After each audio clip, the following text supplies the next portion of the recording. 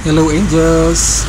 Ato tadiri karon sa isa sa pinakasikat nga Indian cuisine diri sa Tagum. So atbang na siya diha. Kita niyo sa balloons along Osmeña Street lang po yan. Makita niyo yung area, limpyo, ug hamog gaway, presko. Din makita niyo din ha ang lounge area.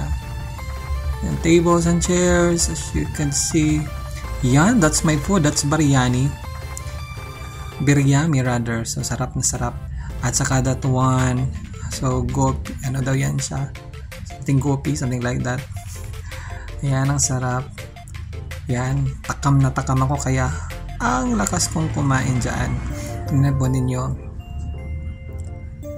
Ayan, grabe kong kumain ng biryani.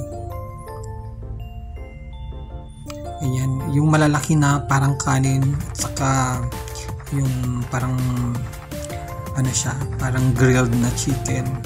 As you could see, sarap na sarap ko dyan. Insan lang po yan, pero sasarapan po ako. Ayan, kain lang po tayo ng kain. Ayan, malapit na tayong matapos. Ayan, tingnan nyo po, ang sarap.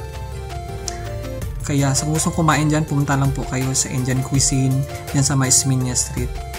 God bless. Salamat Angels. Bye.